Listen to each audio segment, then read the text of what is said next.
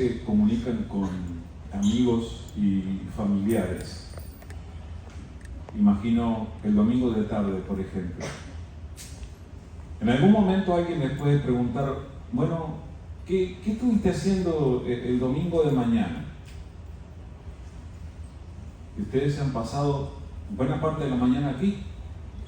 Entonces le van a decir, fui a la iglesia. Y hay algunas de esas personas que no tienen la costumbre de ir a la iglesia y que no saben qué es lo que pasa ahí dentro. Entonces te van a preguntar, bueno, ¿y qué hiciste? Y bueno, estuvimos ahí, hicimos lo que se hace en una iglesia. ¿Y qué se hace? Y bueno, fuimos y escuchamos, nos sentamos y escuchamos.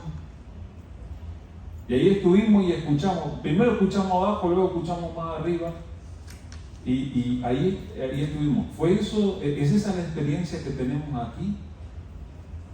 Porque la iglesia, hermanos, es mucho más que eso. Y este tiempo, yo estoy muy a gusto con que nosotros nos encontremos, pero la meta de este tiempo no es que ustedes me vean a mí. Si quieren nos podemos ver en cualquier otro momento de la semana, podemos repetir, no hay problema, hasta que se aburran de mí. Pero el asunto es que este es nuestro tiempo para encontrarnos con Dios. ¿Se imaginan a Moisés cuando habían salido de Egipto y habían llegado al monte de Dios, donde Dios le iba a entregar las tablas de la ley, y de repente él subía al monte y volvía, y los israelitas le preguntaban, Moisés, ¿qué estuviste haciendo? ¿Dónde fuiste? Y no, fui aquí al monte. ¿Y qué hiciste en el monte? Y no sé lo que se hace en el monte. Es más o menos lo mismo que estamos diciendo nosotros cuando nos referimos a nuestro tiempo en la iglesia. Moisés en el monte tuvo la más maravillosa experiencia de poder tratar con Dios personalmente. Y saben una cosa, por más que suene extraño, que parezca loco, nosotros cuando venimos, nosotros tenemos la oportunidad de tratar personalmente con el Creador del universo. Y eso no es una tontería, no es algo para tomar livianamente. Este no es un tiempo simplemente dado al azar. Este es nuestro tiempo de encontrarnos con Dios. Y por eso nosotros tenemos que valorar este tiempo. Y también tenemos que orar. Oigan, no nos hacen un favor a ninguno de nosotros si pasa toda la semana y ustedes nunca oran por este momento que compartimos. Tienen que acercarse a Dios y decirle, Señor, danos un tiempo bendecido el domingo, cuando estemos juntos.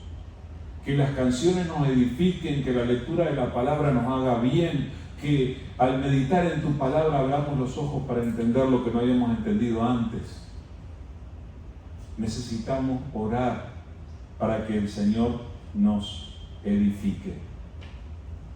Todos nosotros apreciamos los tiempos de paz, ¿verdad? A ustedes les gusta estar tranquilos, ¿sí? No nos gusta cuando circunstancias difíciles vienen a meterse en nuestra vida. Sin embargo, vamos a reconocer, hermanos, que nuestra vida y nuestras relaciones muchas veces están llenas de agresividad, están llenas de conflicto, están llenas de diferentes cosas que a veces no son exactamente tranquilidad. Y no es nuestro deseo hacerle daño a otra gente, aunque hay veces que se lo buscan, hermano. Pero sin embargo, yo no les animo a hacerle daño a nadie, ¿ok? Aunque se lo busquen. Hay veces que ahí está la tentación también del enemigo, darle una a ese con eso que dijo se buscó, con eso que hizo se estaba buscando, pero no. La palabra del Señor nos revela que nuestro verdadero conflicto no es con la carne y hueso, no es con personas de carne y hueso. Nuestro verdadero conflicto es espiritual y tiene que ver con principados, con poderes de las tinieblas, y lo hemos hablado una y otra vez a lo largo de este último tiempo y tenemos que reconocer ese conflicto en el que estamos metidos. Varias veces les he dicho ya, a lo largo de esta semana que pasó, el enemigo te estuvo molestando. Pasaron cosas, escuchaste cosas, dijiste cosas, estuviste involucrado en situaciones donde el enemigo estaba atacándote. Y el Señor nos ha provisto con las armas espirituales necesarias para que nosotros nos defendamos. A lo largo de la semana tendríamos que haber estado con el escudo de la fe para todos lados, procurando apagar los dardos de fuego del enemigo. Y yo creo que cada uno de nosotros sabe cuando alguno de esos dardos de fuego nos ha alcanzado el alma y nos ha hecho daño. Así que necesitamos aprender a ser rápidos en esgrimir nuestras armas espirituales. Hemos estado repasando las armas espirituales de allí de Efesios capítulo 6 y en este caso hemos llegado a la última de las armas materiales que presenta allí el apóstol Pablo haciendo esta comparación con el soldado romano. Y leemos en Efesios capítulo 6 versículo 17, la segunda parte del versículo, dice: y la espada del Espíritu, que es la palabra de Dios. El versículo completo dice: y tomad el yelmo de la salvación y la espada del Espíritu, que es la palabra de Dios. Hablamos del yelmo de la salvación la semana pasada, pero este y tomar se aplica a la espada del Espíritu, así como de tomar el yelmo. Así que la espada es algo que uno tiene que tomar. Sentí la tentación de traer, ustedes saben que esta semana tuvimos la escuela bíblica de vacaciones, y uno de los énfasis de la escuela bíblica de vacaciones fue justamente la armadura espiritual, y estuvieron los niños aprendiendo algo de las defensas espirituales que tenemos, y los jóvenes andaban por allí con una espada, pero una espada alta más o menos así, que digamos que si David la lleva, le queda más o menos por el hombro, David.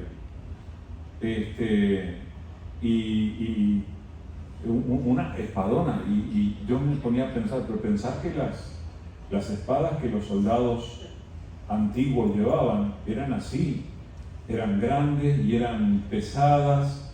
Y entonces, ¿qué fue lo que quiso decir Dios cuando inspiró al apóstol Pablo a incluir esta arma que nosotros tenemos que llevar con nosotros al conflicto espiritual?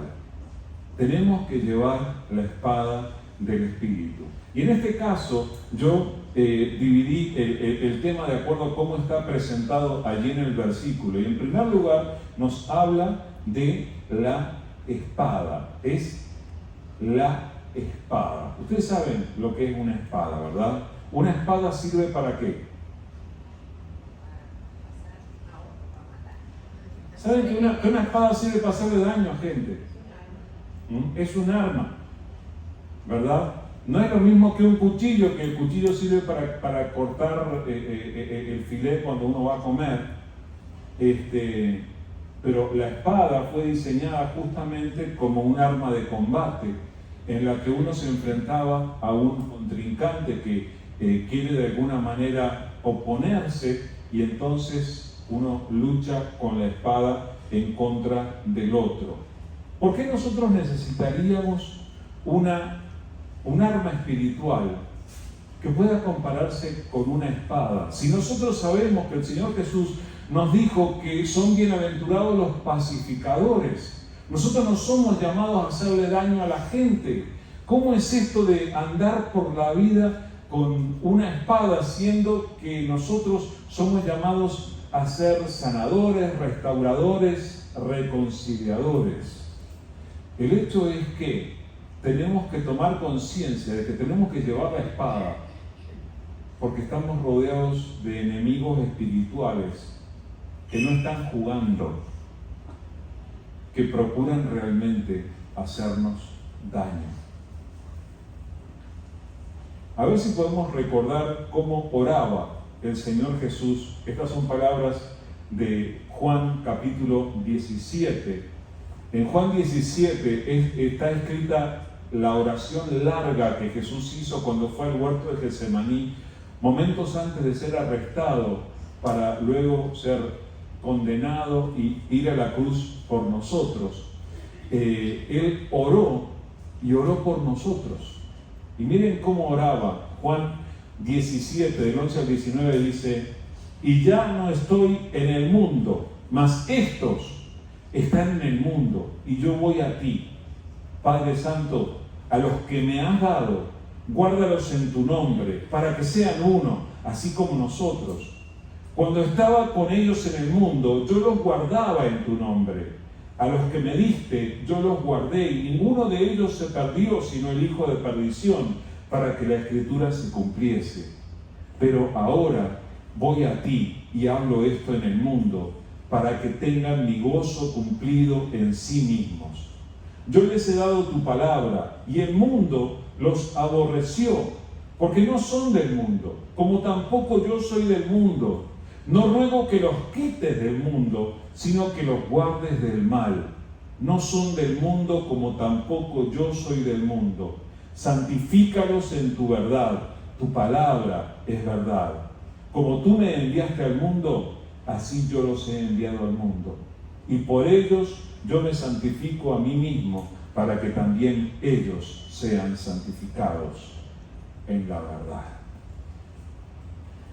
Yo les recomiendo volver a leer esta oración de Jesús allí en Juan 17 más adelante, y van a encontrar que una de las palabras que más se repiten en la oración de Jesús es mundo. Una y otra vez hace referencia al mundo, y Él está diciendo: yo no soy del mundo. Él no pertenece a este sistema. No se refiere al planeta, ¿ok?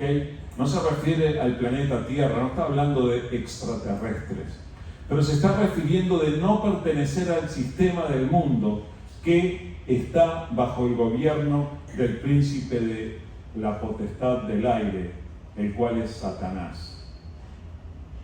Pero Jesús no solamente dice: yo no soy del mundo, sino que está orando por sus discípulos. Y yo les recuerdo que en esta propia oración Él dice: no te ruego solamente por esto, sino por los que van a creer en mí por la palabra de ellos, lo cual nos incluye a nosotros con el correr de los años.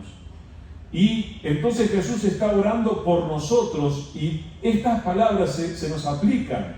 Y Él dice: yo no soy del mundo, y luego dice: estos tampoco son del mundo. Lo hemos dicho varias veces y tenemos que empezar a asumir esta realidad.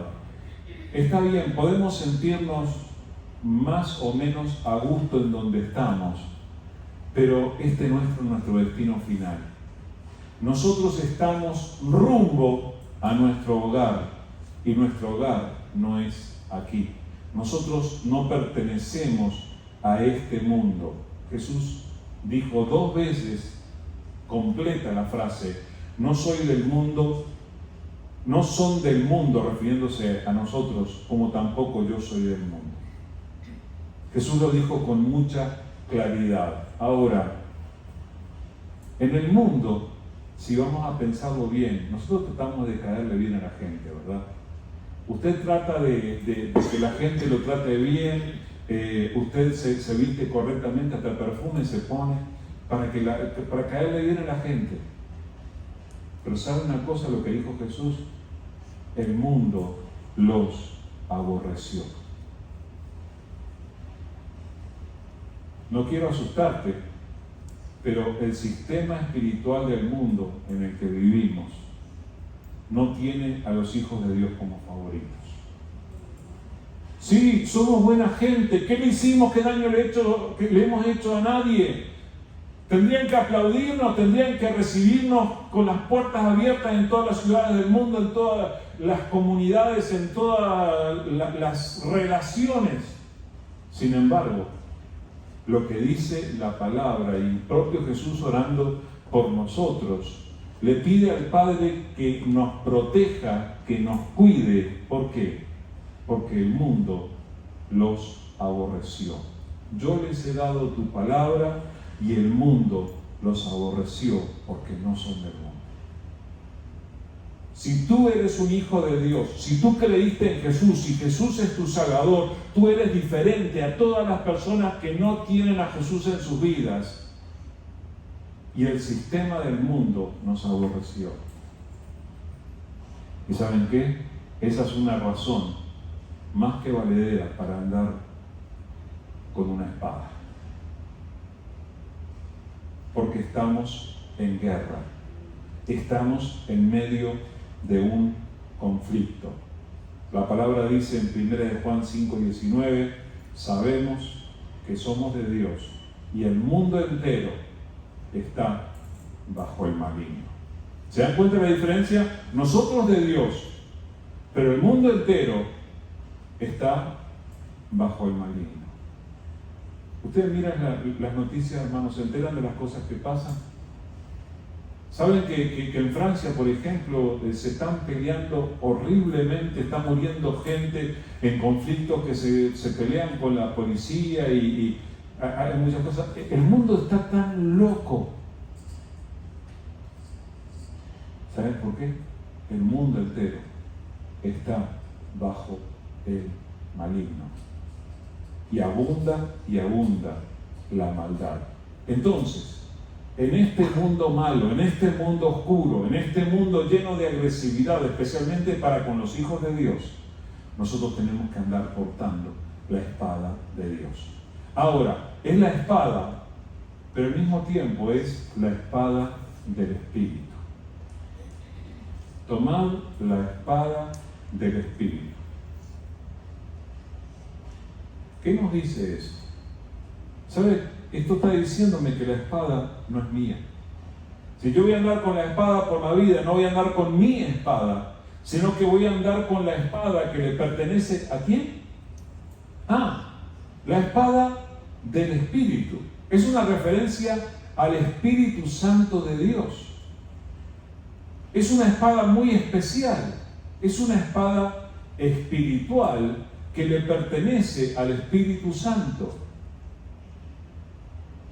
Qué interesante esto. Es un llamado a reconocer que nosotros tenemos que andar por la vida equipados con armas espirituales que le pertenecen a la obra que el Espíritu Santo de Dios hace en nosotros.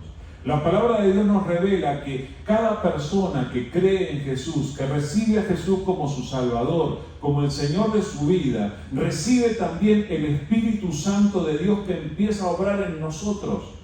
El Espíritu Santo de Dios nos lleva a cambiar. El Espíritu Santo de Dios nos inclina para que nosotros adoremos a Dios como debemos.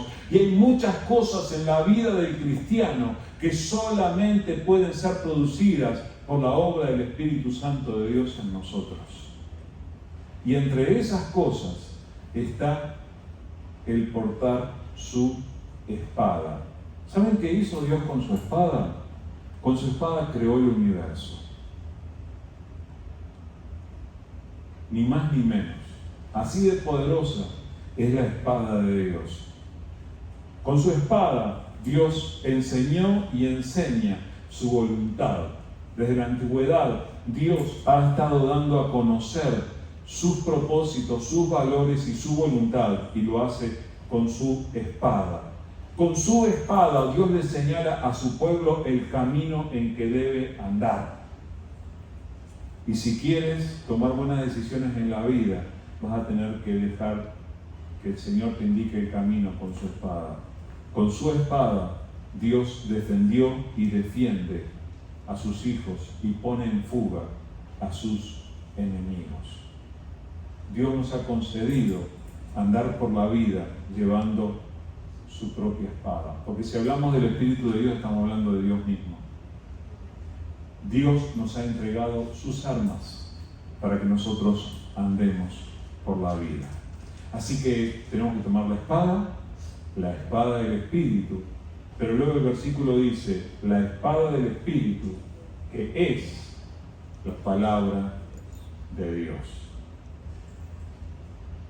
Y ahí se nos presenta este otro desafío. Se pone a aclarar cuál es la situación. Porque nosotros pensamos llevar una espada espiritual, ¿cómo se hace esto? Y aquí nos dice, tomad la espada del Espíritu, que es la palabra de Dios. Mi mamá me decía cuando iba para la iglesia, no me tengo que olvidar de la espada. Y tomaba su Biblia. Y allí iba con la espada, firmemente aferrada a la espada de mi mamá. Gracias a Dios por haber tenido una mamá que creyó en Jesús también y que anduvo con la espada. Nosotros tenemos que ser portadores de la espada del Espíritu, que es la palabra de Dios. Ahora, hermanos, esto no quiere decir que usted vaya a trabajar con su Biblia. ¿Ok? Yo ya me los veo. Algunos de los jóvenes aquí se van a ir a la escuela y van a llegar. ¿Y qué traes ahí? Le van a decir. Y no, traigo la espada. ¿Y cómo? Tengo que andar con la espada porque... Además, ¿cómo se usa la espada? Y nosotros ya pensamos, si alguno se mete conmigo, lo agarro a espadazos. No.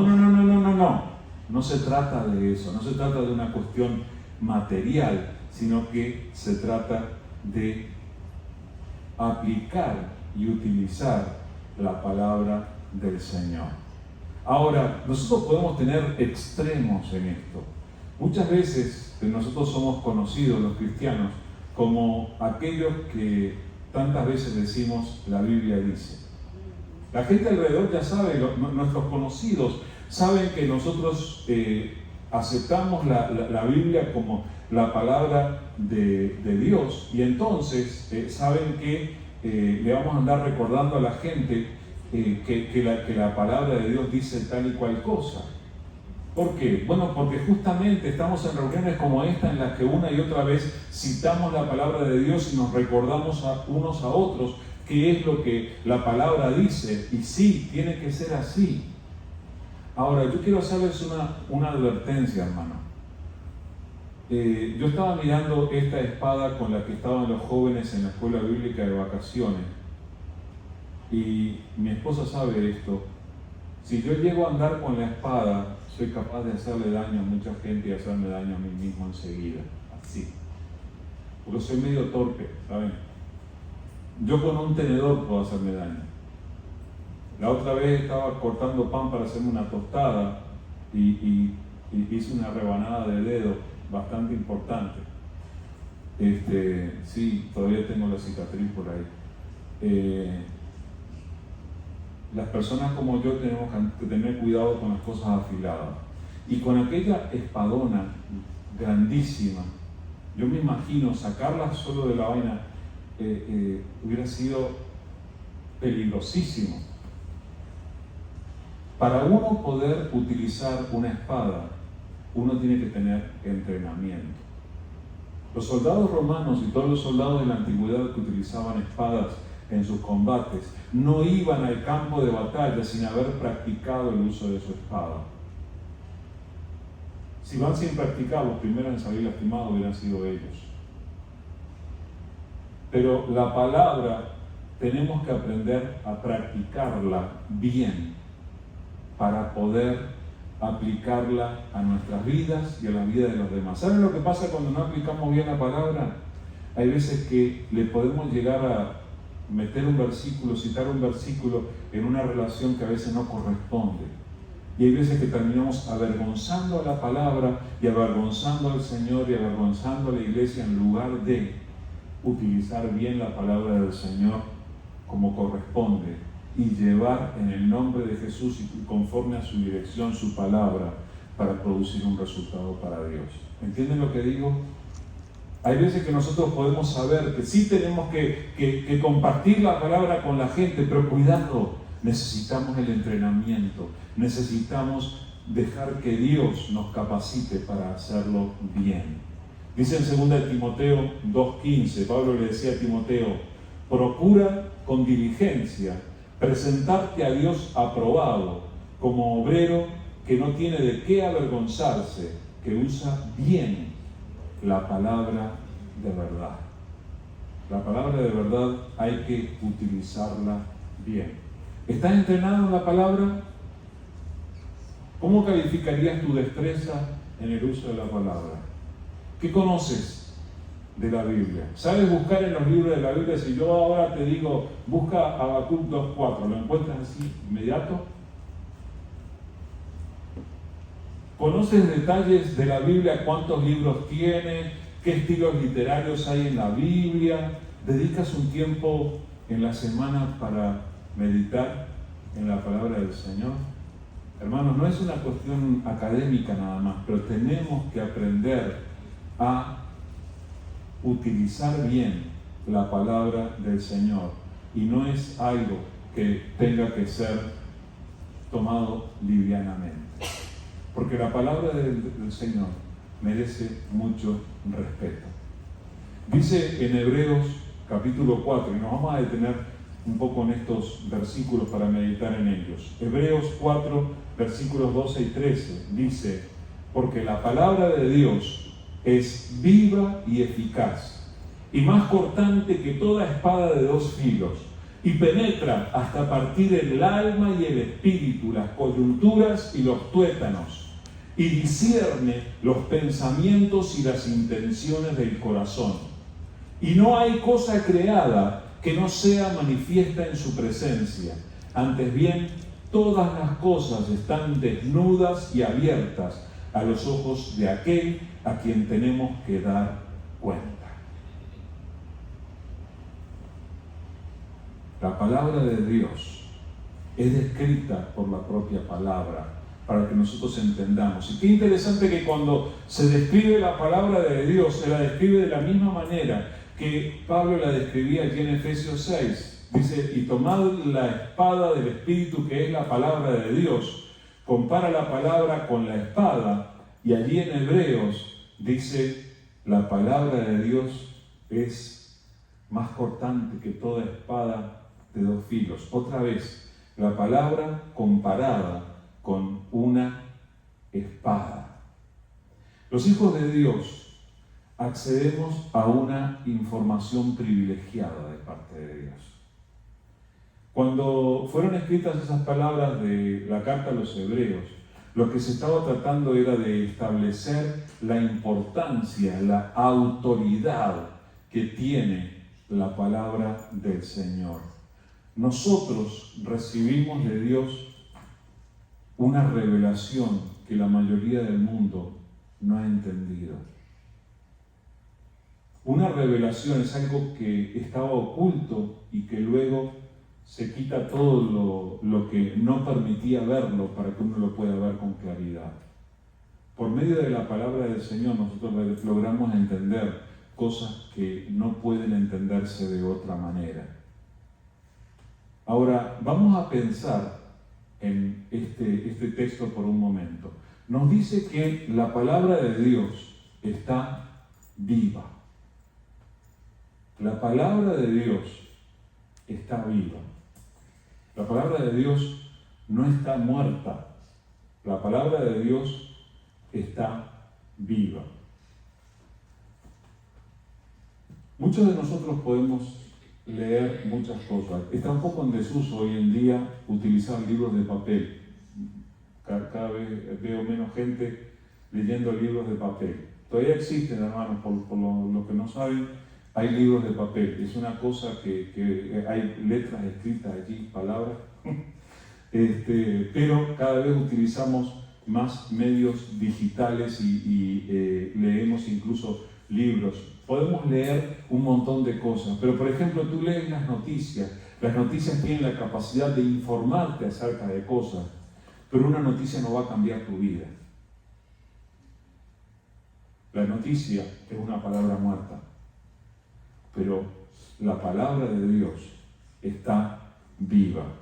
Ahora quiero contarles un secretito que está en ese texto. La palabra griega utilizada allí para decir la palabra palabra es la palabra logos. Yo no sé si a usted le suena conocida esta palabra logos, pero esta palabra logos está escrita en Juan capítulo 1, versículo 1, cuando dice: en el principio era el verbo, y el verbo era Dios. El verbo era con Dios, y el verbo era Dios. Esto quiere decir que cuando hablamos de la palabra, nosotros pensamos muchas veces en la Biblia, pero la palabra se refiere también a Jesús. Allí en Juan capítulo 1, Juan estaba presentando a Jesús y él estaba diciendo: Jesús no empezó a existir cuando nació de María. Jesús ya existía, era el Verbo y se manifestó en aquel bebé, pero ya existía, él era el Logos. La misma palabra que se utiliza para referirse a Jesús como el Hijo de Dios eterno, se utiliza para referirse a la palabra de Dios, que es también el Logos. Ahora, nosotros sabemos que Jesús es la revelación completa de Dios. Una vez más, la palabra, la Biblia, es revelación de Dios. Nos da a conocer cosas que nosotros no podemos conocer de otra manera. Jesús nos dio a conocer personalmente al propio Dios. ¿Tú quieres saber cómo es Dios? Lee en la Biblia lo que dice acerca de Jesús, porque en Jesús vas a ver a Dios una y otra vez y vas a aprender de cómo Él es. Dice en Colosenses 2, 8 al 10: mirad que nadie os engañe por medio de filosofías y huecas sutilezas, según las tradiciones de los hombres, conforme a los rudimentos del mundo, y no según Cristo, porque en Él habita corporalmente toda la plenitud de la deidad, y vosotros estáis completos en Él, que es la cabeza de todo principado y potestad. En Jesús habita corporalmente toda la plenitud de Dios. Dios no se escondió. Dios quiso darse a conocer. Dios quiso que tú supieras cómo Él es. Y para revelarse, ¿qué hizo? Envió a Jesús, el Logos, que es la revelación del propio Dios. Entonces, la palabra es viva, está viva. Luego, la palabra de Dios es eficaz. La palabra de Dios es eficaz. Ustedes saben lo que es una cosa eficaz, ¿verdad? Una cosa eficaz es algo que cumple con su cometido. Hay veces que uno mira un anuncio en Amazon y compras algo allí que promete solucionarte todos los problemas de la vida, y luego que lo compraste, pagaste $14 por él, demoró 26 días en llegar, y cuando llega, ¡qué decepción! ¡Qué desilusión! No cumple con sus promesas, no es eficaz. Sin embargo, la palabra es eficaz. La palabra produce cambios en la vida. El término allí utilizado para eficaz es el término donde viene nuestra palabra energía. O sea, la palabra tiene la capacidad de hacer algo en la vida de la gente. A diferencia de otros libros, cuando tú lees la palabra de Dios, hay algo que se produce en tu persona, hay cambios que se producen en ti. Y Dios envía la palabra con un propósito. ¿Sabes? En este momento estamos leyendo la palabra y hay razones por las que Dios ha querido que tú escuches lo que estás escuchando hoy. Dice en Isaías 55, 10 y 11: porque como desciende de los cielos la lluvia y la nieve, y no vuelve allá, sino que riega la tierra y la hace germinar y producir, y da semilla al que siembra y pan al que come, así será mi palabra que sale de mi boca. No volverá a mí vacía, sino que hará lo que yo quiero y será prosperada en aquello para que la envíe. Dios tiene un propósito con su palabra, y cada vez que Dios te da a conocer su palabra, algo quiere hacer en tu vida y a tu alrededor. Entonces, la palabra está viva, la palabra es eficaz, y ¿sabes qué más? la palabra es más cortante que toda espada de dos filos. ¿Alguna vez te has cortado? Yo les acabo de contar que me he cortado así. Es feo, duele, uno sangra, es horrible cortarse. Hace tiempo que no uso afeitadora de hojilla, pero cuando yo usaba de esas afeitadoras de hojita de afeitar, 2x3 me estrangulaba. Tengo la piel muy sensible, por eso uso eléctrico ahora, pero es feo cortarse. Bueno, la palabra de Dios tiene la capacidad de cortar. La descripción allí que hay en Hebreos dice que la palabra del Señor es más cortante que toda espada de dos filos y penetra hasta partir las coyunturas. ¿Ustedes saben lo que son las coyunturas? Las articulaciones, como el codo, como la rodilla, esas son coyunturas. Y los tuétanos, ¿ustedes saben lo que son los tuétanos? Los tuétanos es lo que va por dentro de los huesos. Mira, para penetrar en el cuerpo de una persona una espada, tiene que atravesar primero la piel, en mi caso, luego la grasa, por allí toca algún órgano, llega a los órganos y luego llega al borde del hueso y luego atraviesa el hueso. Cuando llega a lo más profundo es cuando toca los tuétanos, la parte de dentro del hueso. Entonces la palabra de Dios lo que está diciendo allí es que tiene la capacidad de penetrar hasta lo más profundo, no se queda nunca en la superficie. Y es por eso que el versículo dice que no hay cosa creada que no sea manifiesta en su presencia. Eso habla bien interesante la relación que hace entre la palabra, que uno lo toma como lo que uno lee en un libro o lo que uno escucha de otra persona, pero sin embargo uno se da cuenta que ahí está hablando de una persona, está hablando de Jesús, la revelación de Dios. Porque no solamente la palabra transmite, sino que la palabra ve. Dice que no hay cosa creada que no sea manifiesta en tu presencia. Y por eso, hace un ratito, leíamos estas palabras del Salmo 139. Oh Jehová, tú me has examinado y conocido. Tú has conocido mi sentarme y mi levantarme. Has entendido desde lejos mis pensamientos. Has escudriñado mi andar y mi reposo, y todos mis caminos te son conocidos. Pues aún no está la palabra en mi lengua, y he aquí, oh Jehová, tú la sabes toda. Detrás y delante me rodeaste y sobre mí pusiste tu mano. Tal conocimiento es demasiado maravilloso para mí. Alto es, no lo puedo comprender. La palabra de Dios te conoce como nadie más te conoce. Hay personas que te conocen bastante en esta vida. Tu papá, tu mamá te han conocido. Tu esposo, tu esposa te conoce. Tus hijos te conocen. Pero sabes, aún más que eso, te conoce Dios y te conoce la palabra de Dios. No sé si alguna vez te has sentido incómodo al leer o escuchar la palabra, pero ojalá que la palabra de Dios pueda producir esa incomodidad que se nos produce cuando uno se siente descubierto. La palabra del Señor conoce lo que tú estás pensando en este mismo momento y tiene la capacidad de llegar hasta allí, hasta ese pensamiento y todavía ir más profundo en tu vida, y tiene la capacidad de cambiar. Nosotros, como hijos de Dios, tenemos que ser capaces de apegarnos a la palabra como el arma espiritual que es.